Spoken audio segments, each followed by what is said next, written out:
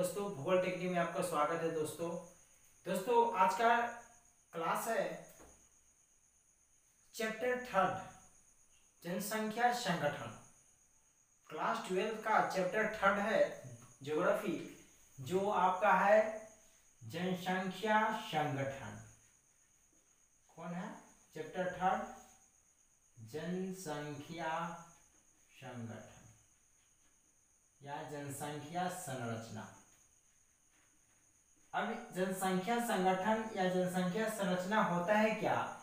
ये जो होता है आपको दोस्त इसमें लिखना है क्या कि किसी भी जनसंख्या संरचना में अनेक अद्वितीयक विषयक होते हैं।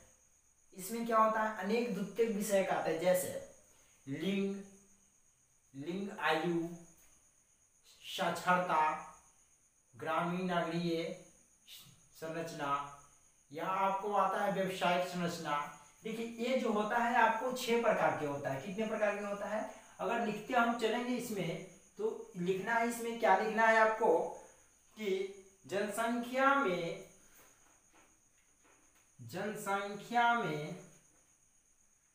में आने वाले अनेक अद्वितीयक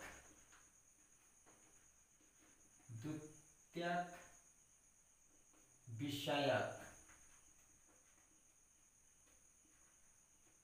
जनसंख्या संगठन या संरचना कहते हैं। जनसंख्या में आने वाली अनेक अद्वितीयक विषयक को क्या कहते हैं बाबू? जनसंख्या संरचना या संगठन कहते हैं बाबू। ये जो होता है आपको 6 प्रकार के होता है। कितने प्रकार के होता है?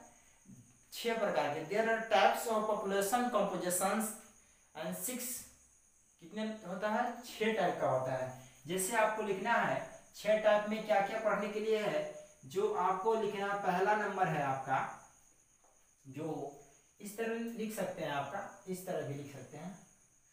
जैसे पहला है आपका क्या? पहला आपका है आपको लिंगानुपात।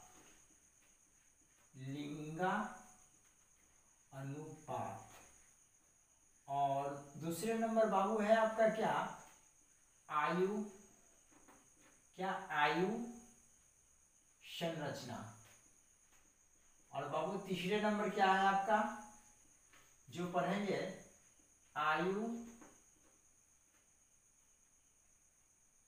लिंग पिरामिड संरचना। या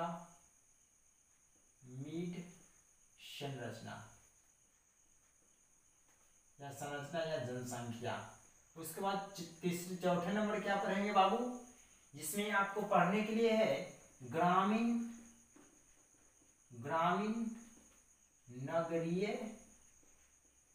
जनसंख्या या संरचना। उसके बाद पढ़ेंगे बाबू हम 5वें नंबर पढ़ेंगे साक्षरता। क्या पढ़ेंगे 5वें नंबर? साक्षरता। और जो लास्ट पढ़ेंगे व्यवसायिक संरचना। व्यवसायिक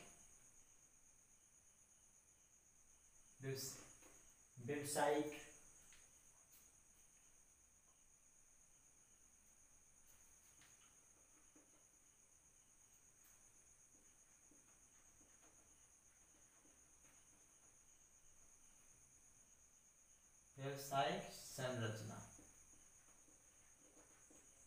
देखिए सबसे पहले इसमें पढ़ेंगे। देखिए ये जो पूछेगा एग्जाम में कि जनसंख्या संगठन जो होता है, जनसंख्या संरचना होता है, कितने प्रकार के होता है? लिंगानुपात, जिसको क्या कहते हैं? सेक्सुअल रोटेज। उसके बाद कहते हैं आयु संरचना, आयु लिंग पिरामिड संरचना, ग्रामीण नगरीय संरचना। उसके बाद साक्षरता, व्यवसायिक संरचना। अब इसमें बात हम करते हैं बाबू पर सबसे पहले लिंगानुपात संरचना। अब देखिए लिंगानुपात संरचना क्या होता है।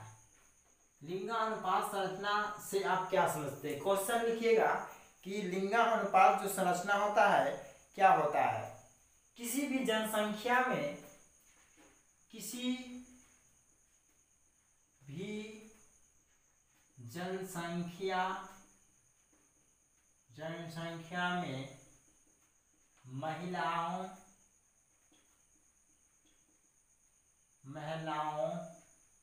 एवं पुरुषों की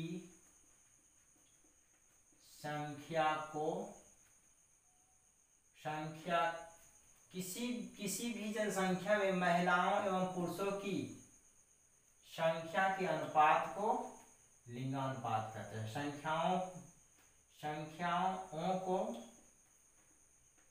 संख्याओं के लिंग किसी भी संख्याओं के अनुपात को लिंगानुपात कहते हैं। क्या कहते हैं? लिंगानुपात कहते हैं। लिंगानुपात कहते हैं। बाबू इसमें पढ़ने के लिए है लिंगानुपात। देखिए भारत में लिंगानुपात हम कैसे मापते हैं? जैसे भारत में 1000 पुरुष पर, जैसे महिलाओं की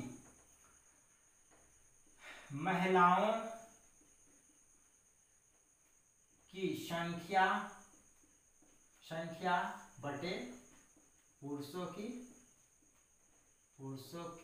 का संख्या गुणे कितना से होगा? 1000। इसमें आपको क्या करना है कि अगर लिंगानुपात निकालने के लिए रहेगा किसी भी क्षेत्र का, तो लिंगानुपात निकालने के लिए फॉर्मूला है आपको महिलाओं की संख्या बटे पुरुषों की संख्या गुणे 1000, इसमें कर देना है। और उसके बाद आपको देखिए ये तो हो गया भारतीय लिंगानुपात निकालने की तरीका हो गया। कुछ देशों में भी होता है और कुछ देश में क्या होता है, जैसे आपको अमेरिका के हम बता रहे हैं एक लिंगानुपात निकालने के लिए। वहां पर विदेशों में पुरुषों की ऊपर रखा जाता है, महिलाओं के नीचे रखा जाता है। समझे? क्या रखा जाता है? ऊपर पुरुषों के ऊपर रखा जाता है, महिलाओं को नीचे रखा जाता है, जिसमें 100 से गुना होता है। कितने से बाबू होता है? 100 से होता है, जो आपको विदेशी से हो जाए। विदेशी लिंगानुपात निकालने के लिए आपको एक फॉर्मूला हो गया, पुरुषों का संख्या बटे महिलाओं की संख्या गुणे कितना होगा? 1000 होगा। ये हो गया सेकंड फॉर्मूला हो गया। अब हम बात करते हैं कि सबसे ज्यादा लिंगानुपात किस क्षेत्र में है। अब देखिए, अब हम महाद्वीप की अगर बात किया जाता है तो लिंगानुपात सबसे ज्यादा कहाँ पर है? ये हम पढ़ रहे हैं, सब फर्स्ट टॉपिक पढ़ रहे हैं, धीरे धीरे सब पढ़ेंगे। जैसे महिलाओं की अगर हम बात किया जाता है तो लिंगानुपात सबसे ज्यादा कहाँ पर है? होगा ना इसमें। तो सबसे ज्यादा अगर लिंगानुपात की अगर बात किया जाता है तो आपको सर्वाधिक लिंगानुपात वाले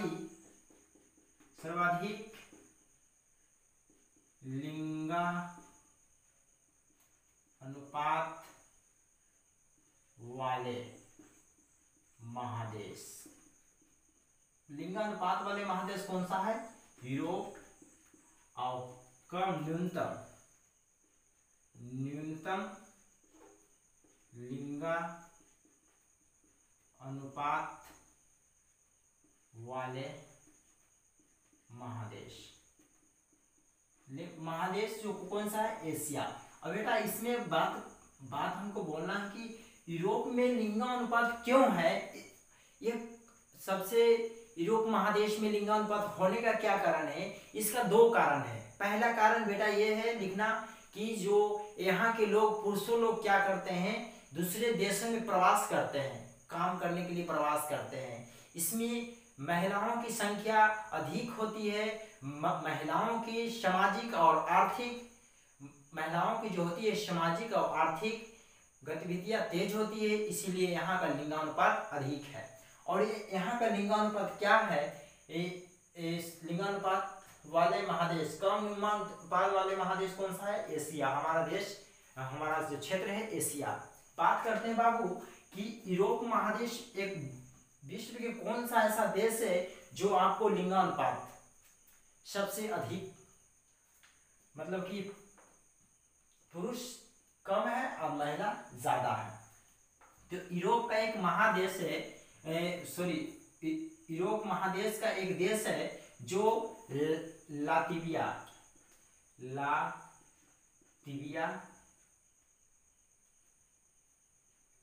एक देश है जिसका लिंगानुपात है 100 महिला में 85 पुरुष। कितना है बाबू? 100 महिला में कितना है? 85 पुरुष है। समझे? 100 गो महिला है उसमें 85 गो पुरुष है। इसका लिंगानुपात कारण बता दिए। अब इसमें क्या है, इसका एशिया महादेश में कौन सा ऐसा जगह है जो आपको लिंगानुपात सबसे अधिक है? संयुक्त राज्य अमीरात, जो जिसको कहते हैं यूएई।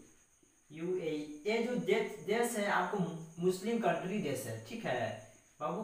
कौन सा देश है? मुस्लिम कंट्री देश है, जो आपको यहाँ का लिंगानुपात है 100 गो स्त्री जो है उस पर 311 गो पुरुष होगा।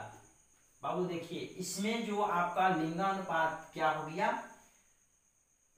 स्त्री की संख्या अधिक हो गया और पुरुष की संख्या कम हो गया।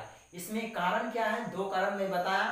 पहला, यहाँ के लोग प्रवास कर जाते हैं। दूसरा है यहाँ की महिला की भागीता, जो मतलब कि सामाजिक और आर्थिक गतिविधियां बहुत तेज हो जाती है, इसीलिए यहाँ का लिंगानुपात बहुत अच्छा है। और उसके बाद संयुक्त राज्य अमीरात जो है, यूएई है, जो एशिया महादेश का देश पड़ता है, जिसमें आपको स्त्री की अगर जनसंख्या की बात कर जाए तो 100 जनसंख्या पर स्त्री पर 311 गो पुरुष होता है। समझे? यहाँ का लिंगानुपात बहुत ज्यादा है। अब पूरे औसत की बात किया जाए, अब पूरे विश्व की जनसंख्या की औसत की अगर बात किया जाए, ठीक है, औसत लिंगानुपात की अगर बात किया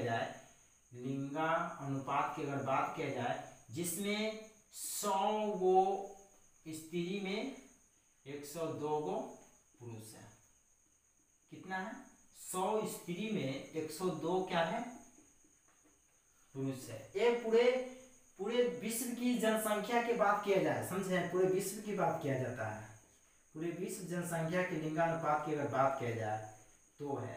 अब बेटा इसमें पूछा गया कि पूरे विश्व की जनसंख्या कितना है? मैं बताया था पिछले क्लास में भी कि 714 करोड़ पूरे विश्व की जनसंख्या है 2013 के अनुसार, जिसका लिंगानुपात कितना है बेटा? जो 100 गो स्त्री में, स्त्री जो हो गया, स्त्रियों में आपको कितना पुरुष है? 102 गो पुरुष है। इसमें 2 का डिफरेंट है। हम अगर बात करते हैं आगे, हम अगर बात करते हैं इसमें कि न्यूनतम लिंगानुपात होने का क्या कारण है, इसमें लिखिए न्यूनतम लिंगानुपात होने का निम्न कारण है। पहला, कन्या भ्रूण हत्या। पहला क्या लिखिएगा? कन्या भ्रूण हत्या। सेकंड क्या लिखिएगा? देखिए कन्या भ्रूण हत्या क्या होता है। अब कन्या भ्रूण हत्या में यही होता है कि जन्म लेने से पहले बच्चा को अंदर पेट में ही मार दिया जाता है। क्या उसको अल्ट्रासाउंड किया जाता है, उसमें जांच कर कि स्त्री है कि पुरुष है, बेटा है कि बेटी है, अगर बेटी रहता है तो उसको मार दिया जाता है। इसमें होती है पहला, समझे? और दूसरा क्या है बाबू कि लड़कियों में भेदभाव, या तो महिलाओं में भेदभाव। अब लड़कियों में भेदभाव की बात कैसे आ गई बाबू कि क्या होता है कि देखिए किसी घर में लड़की का महत्व अधिक रहता है, किसी घर में लड़कों का महत्व अधिक रहता है। लड़का को बहुत चीज दिया जाता है करने के लिए, बहुत फ्री फॉर्म दिया जाता है कि ये करेगा वो करेगा। लड़की को फ्री फॉर्म नहीं दिया जाता है, इसीलिए लड़कियों का जो होता है भेदभाव होता है। उसके बाद है कि अगर हम महिलाओं की अगर छूट नहीं दे, जैसे क्या होता है जब सरपंच बनता है महिला तो उसका जो पति जो होता है उसका निर्णय करता है। महिलाओं को छूट नहीं दिया जाता है, समझे, हर तरह की छूट नहीं दिया जाता है। घरेलू झंझट में से निकलने नहीं दिया जाता है कि तुम लोग को काम है कि घर ही में काम करो, बाहर के काम नहीं किया जाता है, बाहरी चीज़ों की जागरूकता नहीं होती है। थर्ड क्या है कि महिलाओं को घरेलू उलझनों में डाल देना। फोर्थ क्या है कि बाहरी वातावरण से वंचित रखना, क्योंकि बाहरी चीज़ों से नहीं रहेगा, नहीं उसको दिमाग काम करेगा, समझे। और 5 नंबर लिखिएगा कि महिलाओं के निम्न सामाजिक स्तर पर, क्या है ना कि महिलाओं को सामाजिक स्तर या आर्थिक स्तर पर बढ़ावा नहीं दिया जाता है, तो वो क्या होगा, अंदर ही अंदर घुट के मर जाएगा। ये हो गया आपको कारण है कि जनसंख्या न्यूनतम लिंगानुपात वाले महादेश जो एशिया है, इसका कारण क्या है, लिंगानुपात कम होने का कारण क्या है, ये है आपका। बाबू एक बात इसमें है कि संयुक्त राष्ट्र अमेरिका जो है, जो आपका एक संगठन है, संयुक्त राष्ट्र संघ जो संगठन है, जिसके से अनुमान लगाया गया है आपको 192 देश, लगभग 192 देश जो हैं आपका लिंगानुपात, ठीक है, लिंगानुपात अच्छा है, मतलब कि, और 72 देश हैं जो लिंगानुपात ठीक नहीं है। लिंगानुपात ऐसा कारण इसलिए है कि बाबू हम लोग में शिक्षा की कमी है, हमारे अंदर जागरूकता नहीं है। तो आप जागरूकता बनाइए तो भी तो आगे बढ़िएगा ना, नहीं जागरूकता रहेगा तो क्या रहेगा, कुछ भी नहीं रहेगा। आप लोग इसको स्क्रीनशॉट मार सकते हैं, मार लीजिए स्क्रीनशॉट। और उसके बाद हम देखेंगे आगे,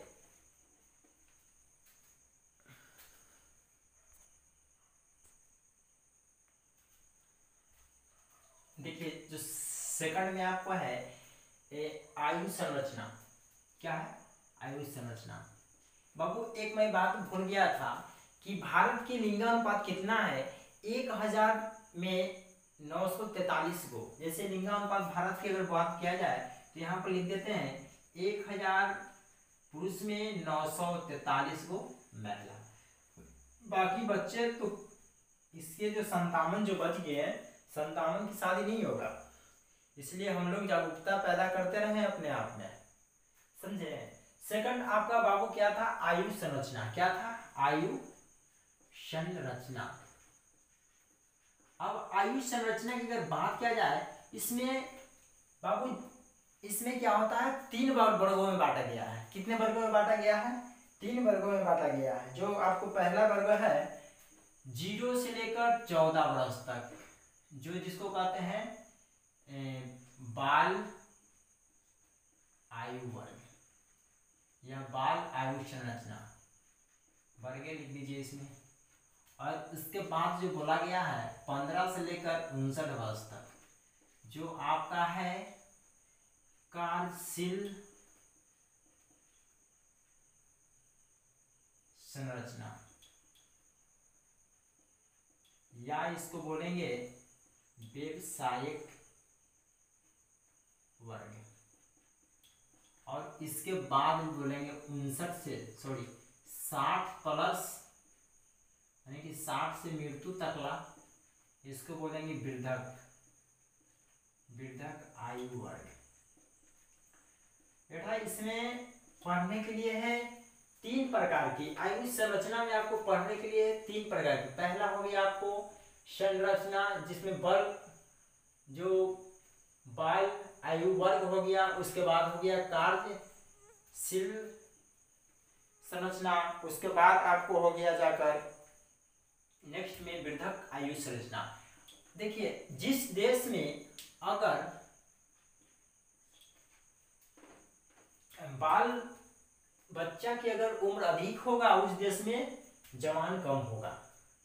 0 से लेकर 14 वर्ष अगर अधिक उम्र है तो 60 वर्ष की उम्र वाले अधिक मिलेंगे, और बीच वाले व्यवसायिक वर्ग जो होगा आयु वर्ग वाले व्यवसाय आयु वर्ग भी लिख सकते हैं इसमें, व्यवसाय आयु वर्ग भी लिख सकते हैं इसमें वाले होते हैं। जैसे देखिए बाबू इसमें इसमें क्या लिखा हुआ है, इसमें पढ़ने के लिए मैं जिस देश में अगर वृद्धक आयु वर्ग अधिक रहेगा, पॉइंट लिखिए, जिस देश में अगर वृद्धक आयु अधिक रहेगा उस देश की सामाजिक और आर्थिक स्थिति क्या होगा, कम होगा, ठीक है, या तो ऋणात्मक होगा, समझे, एक पॉइंट हुआ इसका। और इसमें पढ़ने के लिए है, इतना ही पढ़ने के लिए है, जो आपको किशोरी अवस्था जिसको कहते हैं बाल आयु वर्ग, एग्जाम में पूछ भी सकता है कि किशोरी अवस्था या तो बाल आयु वर्ग कितने होते, कितने से कितने बोला जाता है। कार्यशीलता, कार्यशील या कार्यशीलता संरचना जो होता है कितने से कितने बोला जाता है। व्यवसायिक संरचना जो होता है कितने से कितने बोला जाता है, व्यवसायी आयु वर्ग हो गया। उसके बाद 60 प्लस जो होता है वृद्धक आयु वर्ग, ये होता है क्या, आयु संरचना। अब जो इसमें बात है विभिन्न, इसका डिफिनेशन क्या हो आयु संरचना का, विभिन्न आयु, विभिन्न आयु में यहां पर लिख देते हैं बाबू, विभिन्न आयु वर्ग, क्या बोलेंगे, विभिन्न आयु वर्ग में लोगों की संरचना, लोगों की संरचना, विभिन्न आयु वर्ग में लोगों की संरचना या संख्या का अनुपात को क्या कहते हैं, आयु संरचना कहते हैं, या संख्या के अनुपात को आयु संरचना कहते हैं, संरचना कहते हैं। ये हो गया आपका। इसमें बेटा पढ़ना है विभिन्न आयु वर्ग वाले लोग, लोग की संरचना, लोगों की संरचना कर रहा है। इसमें टोटल लोग आ जाते हैं, इसमें टोटल इंक्लूड होता है, बच्चा, जवान, बूढ़ा भी इंक्लूड हो जाता है, समझे। और इसमें नेक्स्ट लिखेंगे आपका थर्ड नंबर, ये तो सेकंड नंबर हो गया, थर्ड नंबर लिखेंगे आपका आयु लिंग पिरामिड, पिरामिड संरचना। देखिए ये जो होता है क्या बाबू, इसमें विभिन्न आयु वर्ग वाले वर्ग में पुरुष एवं स्त्री दोनों आ जाता है। इसमें पुरुष एवं स्त्री की जो होती है उसमें लिंगानुपात की संरचना को दर्शाता है, समझे। इसमें लिंगानुपात संरचना को दर्शाता है। इसमें लिखेंगे, इसी तरह लिखाएगा आपको विभिन्न आयु वर्ग में पुरुष, देखिए इसमें लोग लिखे थे बेटा, और इसमें लिखेंगे क्या, पुरुष व महिलाओं, महिलाओं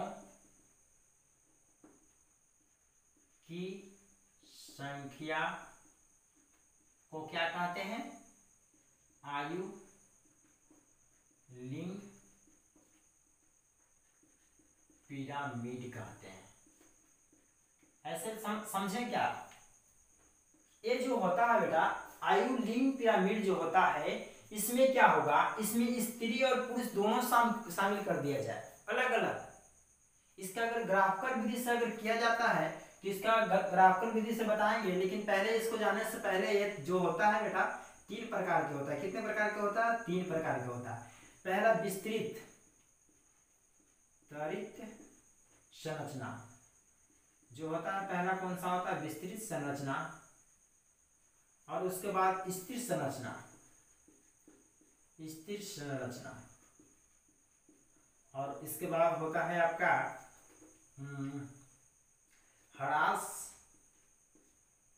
ह्रासमान संरचना या इसको घटती जनसंख्या ही बोल सकते हैं, समझे। ह्रासमान मतलब क्या होता है, घटना।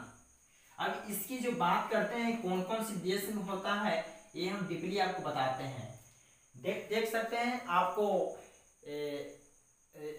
जो मैप आया है यहाँ पर ग्राफिकल विधि से। देखिए जो आपको देख रहे हैं नाइजीरिया का, ये है नाइजीरिया का, समझे। नाइजीरिया का जो ग्राफिकल विधि है, नाइजीरिया का ग्राफिकल विधि, और बांग्लादेश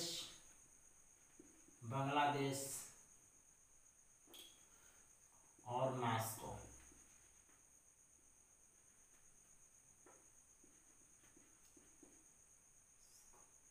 ये जो क्षेत्र होता है इसका विस्तृत जनसंख्या में क्या होता है, इसका आकृति जो होता है आपको त्रिभुजा आकार आकृति होता है। कैसा आकृति होता है, लिखिएगा। विस्तृत जनसंख्या में जो आपको मैंने फिगर दिखाया, जिसमें आपको क्या होता है कि त्रिभुजाकार आकृति होता है। जैसे देखिए इस तरह की आकृति होता है, इस तरह की आकृति होता है, आपको त्रिभुजाकार आकृति होता है। जैसे मैं आपको फिगर में दिखा रहा हूं, जिसमें आपको जनसंख्या में क्या हो रहा है, वृद्धि हो रहा है। क्या हो रहा है, वृद्धि हो रहा है, जिसको क्या कहते हैं, हाई बीआर, मतलब कि हाई बर्थ रेट रेशियो है। इसमें क्या हो गया, बीच में घट गया, उसके बाद इसमें भी घट गया। इसमें क्या हो गया, लो डेथ रेशियो। इसमें क्या हाई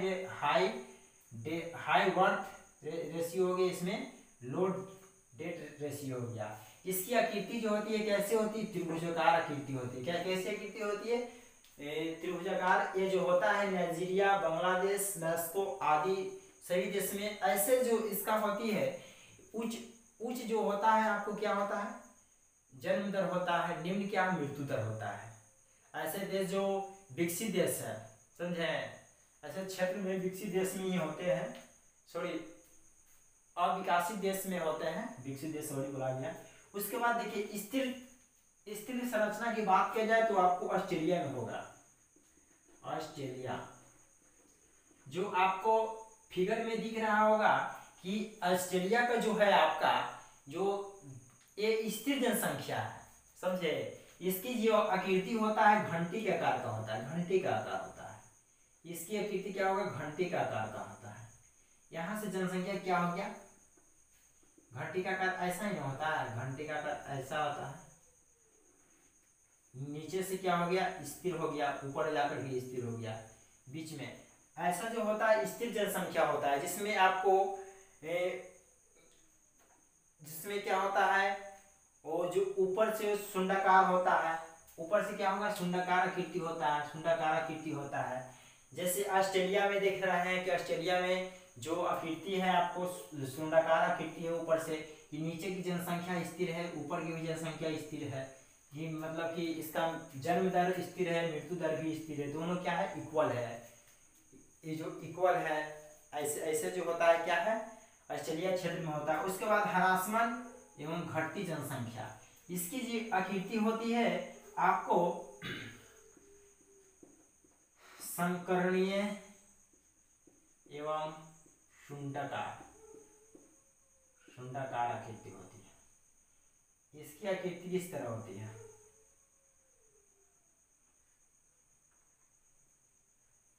देखिए इधर जो हो गया आपको सेम हो गया, इधर भी क्या हो गया, सेम। ऐसे कौन से क्षेत्र में होता है, ऐसे देश के अगर नाम पूछेगा तो जापान। देख रहे हैं फिगर में भी आप देख रहे होंगे कि जो आपको आकृति जो होता है आपको एक क्षेत्र में होता है। जैसे यहाँ पर आपको जो जनसंख्या दर क्या हो गया, कम, मृत्यु दर भी कम, तो क्या होगा, वृद्धक तो ज्यादा होगा, बूढ़ा लोग। ऐसे क्षेत्र में क्या होगा, जापान। तो आने वाली जनसंख्या में क्या हो जाएगा, यहाँ पर जनसंख्या कम हो जाएगी, ऑटोमेटिक जनसंख्या क्या होगी, कम ही हो जाएगी, समझे। ये जो हो गया आपको तीन विधियां, विस्तारित जन संरचना एवं स्थिर संरचना एवं ह्रासमान या घटित जनसंख्या। जो संक्रमण और शुंडाकार आकृति होता है, इसका जो आकृति होता है आपको घंटी की तरह होता है। इसका आकृति जो होता है विस्तरित संरचना की आकृति कैसा होता है, त्रिभुज की तरह। क्योंकि इसमें जो होता है आपको जनसंख्या यहाँ ग्रोथ कर रहा है, ज्यादा बढ़ रहा है, इसके बाद जनसंख्या मृत्यु दर कम हो गया, समझे। ये हो गया आपको क्षेत्र विस्तृत, और ये हो गया आपको स्थिर जनसंख्या। उसके बाद स्थिर है नहीं, नीचे में स्थिर है, सर बीच में जाके स्थिर हो गया, ये तो ऑस्ट्रेलिया क्षेत्र में हो गया। उसके बाद ह्रासमान घटित जनसंख्या हो गया, और उसके बाद हो गया आपको जाकर ये जो जापान क्षेत्र में होता है। जापान क्षेत्र विकसित क्यों है? क्योंकि वहां की जनसंख्या क्या है? स्थिर है। दोस्तों मैं आज का टॉपिक इतना ही रहने देता हूं। अगले क्लास में आपको तीन होगी, जैसे ग्रामीण, नगरीय संरचना एवं साक्षरता एवं व्यावसायिक संरचना, ये तीन को मैं बता दूंगा। उसके बाद क्लास खत्म हो जाएगी।